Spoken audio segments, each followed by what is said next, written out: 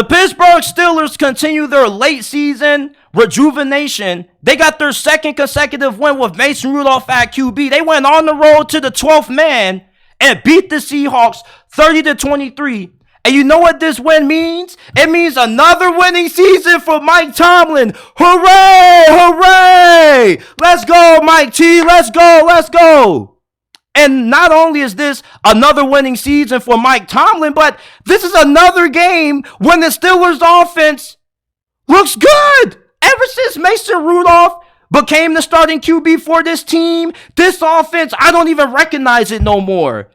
I remember there was a time when anytime Mr. Trubisky and Kenny Pickett were at quarterback, I used to be able to go to the kitchen, get me something to eat, and 3 minutes later, the offense was punting because they just went 3 and out.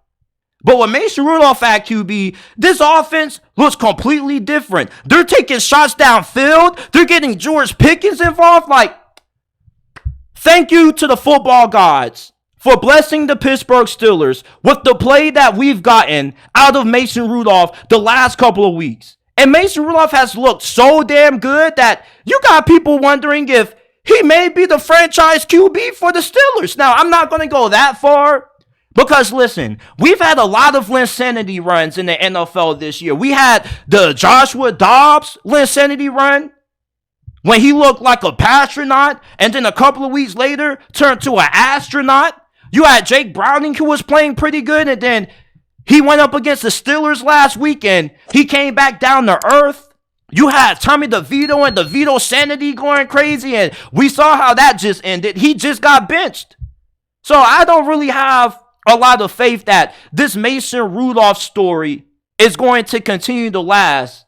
I expect this thing to kind of start to come back down to earth if the Steelers are able to make it to the playoffs, because next week you got to play the Ravens. The Ravens already locked up the 1 seed and they already locked up the division. They have nothing to play for. They should be benching their starters. But just because the Ravens are benching their starters doesn't mean it's going to be a guaranteed win for Pittsburgh. Because if you know anything about the Steelers and you follow this team as much as I have as a fan, you know that the Steelers always find a way to downplay the competition.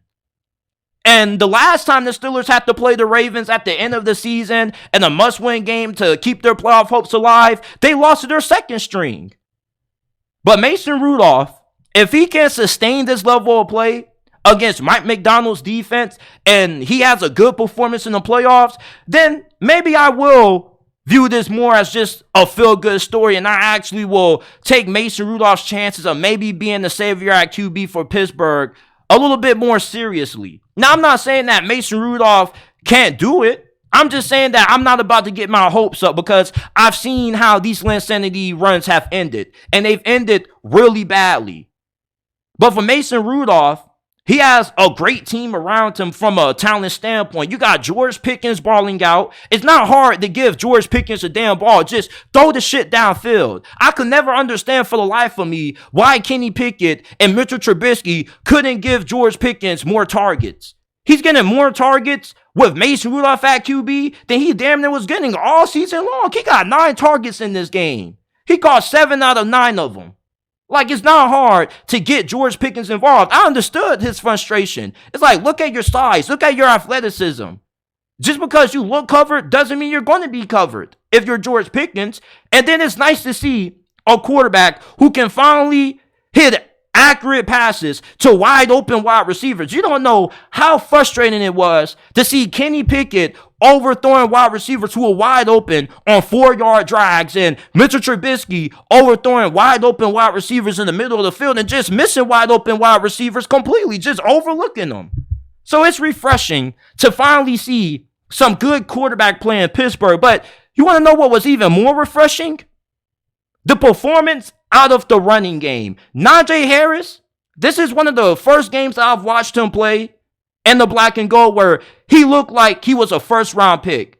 Now, that doesn't mean that I thought that he was a scrub, but if the Steelers had a chance to redo that Najee Harris pick, I'm pretty sure they would go in a different direction. But he's still a pretty good back, and he was dominating today. I mean, he had 2 touchdown runs when he damn near dragged the whole entire Seattle Seahawks defense. He was like a one-man tank out there. And then you got Jaylen Warren who is more of a change of pace back, but he also is pretty tough in his own right. He blocks.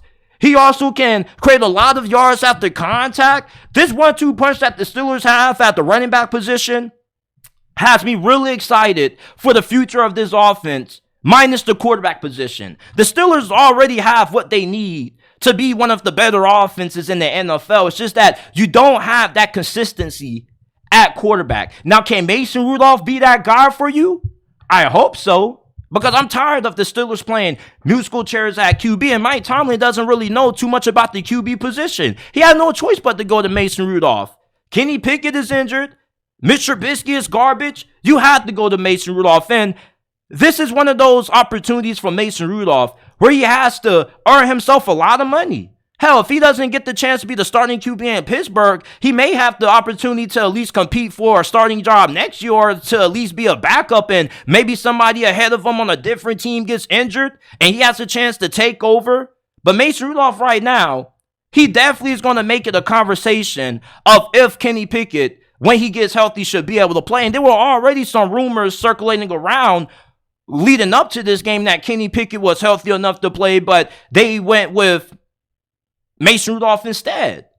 If I'm Mike Tomlin, I'm not starting Kenny Pickett out there. Like, I'm rolling with Mason Rudolph. I'm rolling with the high hand. Kenny Pickett hasn't shown you anything that should just automatically make him QB1 again.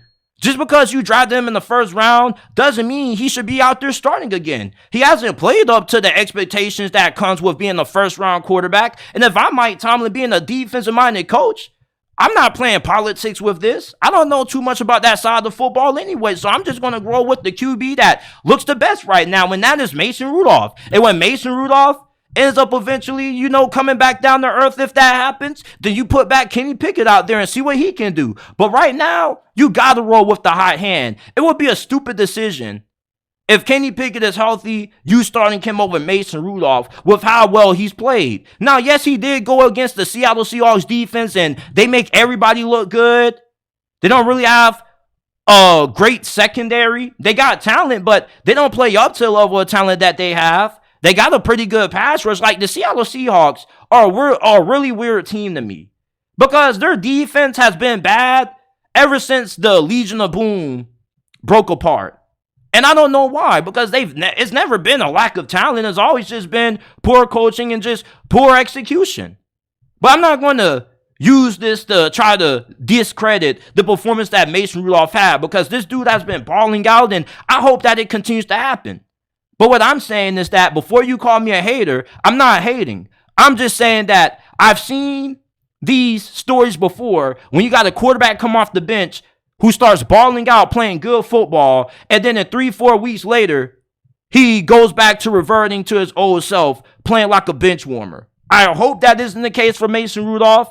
He has a really good arm. He's making really great decisions with the football, and he's winning games for the Steelers. The defense hasn't been great, and the Steelers' defense is so decimated with injuries, it's to the point where they're not good enough to be able to carry you like how they did the first half of this season. When you can neutralize the Steelers' pass rush, you're going to be able to do anything that you want against this defense. The secondary can't stop a fly. The linebackers aren't good against the run. The linebackers also can't cover.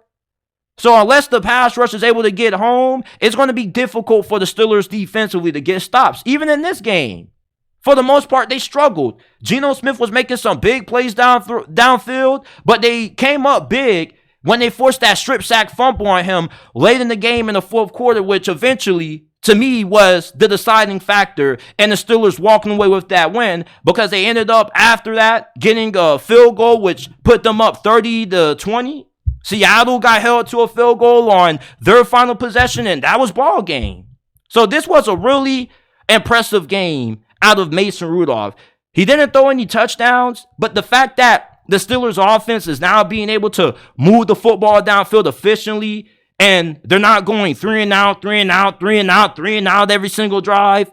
It's really encouraging to see as a Steeler fan. And I'm hoping that we can get into the playoffs and Mason Rudolph has a good playoff performance, because if he does, the Steelers have a chance to maybe pull off an upset. Maybe if they play against the Kansas City Chiefs, they could maybe upset them. Who knows? Maybe they could upset the Miami Dolphins. The Steelers are a team that is really tricky, because when they go into the playoffs, the talent is there offensively. It's just that the quarterback play has to be there. The defense, with how good that pass rush is, I expect them to be able to show up. There aren't too many teams in the NFL that have elite offensive line play. So Pittsburgh, this is a big win for them. They keep their playoff hopes alive. Mike Tomlin cements another winning season. And Mason Rudolph, the Mason Rudolph insanity run continues. How long will it continue? Or will this just be a thing where Mason Rudolph just cements himself as the guy at QB for the next couple of years in Pittsburgh? Who knows?